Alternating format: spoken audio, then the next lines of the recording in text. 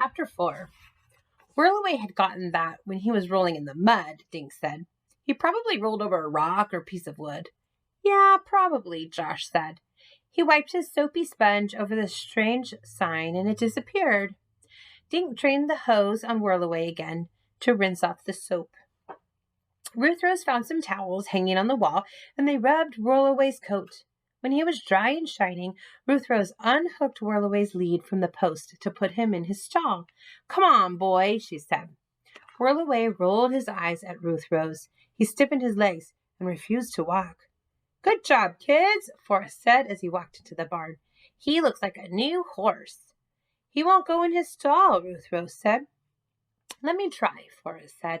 He took the lead from Ruth Rose and began stroking Whirlaway's neck. He spoke softly in the horse's ear. After a minute, Whirlaway walked into his stall. He stuck his nose into the oats bucket and began eating. Forrest closed the stall door behind Whirlaway.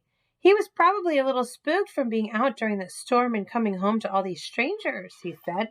Just then, Sunny rode through the barn's rear doors on a mountain bike. She hopped off, leaned the bike against a wall, and strode over in tall, muddy boots. There's the bad boy, she said, reaching over the stall door to pet his nose. Whirlaway rolled his eyes, threw his head up, and backed into a corner. Easy, boy, Sunny murmured. She looked at Forrest. He seems scared of me. He did the same thing with me, Ruth Rose said. The 5 humans watched the horse, who was also watching them.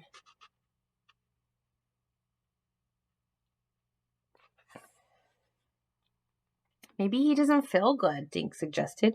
Could he have eaten something bad while he was gone? Josh asked. It's possible, Forrest said, but he looks fine and he just ate some oats. Sunny studied the horse. I hope he runs okay tomorrow. How far away is Saratoga? Dink asked. A few hours. It's near Albany, Sunny told him. She looked at Forrest. I'll come over at 6 and load Whirlaway into the trailer. I'll be there in plenty of time for him to relax before his race. Good, Forrest said. Now, let's go see what Warren bought for our supper. Forrest looked at the horse. No more disappearing tricks, fella, he said. Sunny pulled the stall's top door shut and checked the latch was in place. See you tomorrow in Saratoga, she said. The kids watched her straddle her mountain bike and ride out the door. She looked funny pedaling a bike in muddy rubber boots. Uncle Warren was back with groceries. Soon they were all eating a hearty meal. After supper, they finished the Scrabble game.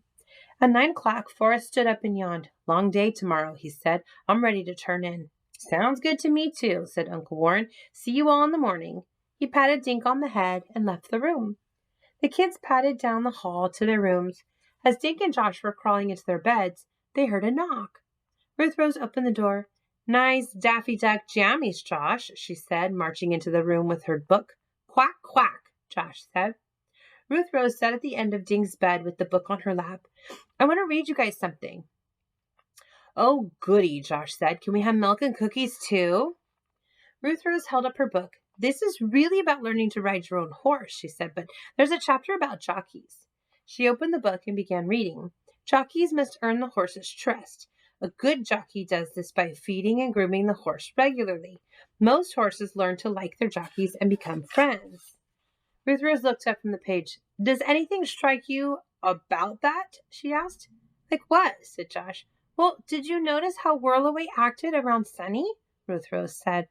He sure didn't seem very friendly to her, said Dink. Yeah, he backed away as soon as she came in, said Josh. Exactly, Ruth Rose said. I think Whirlaway's afraid of Sunny.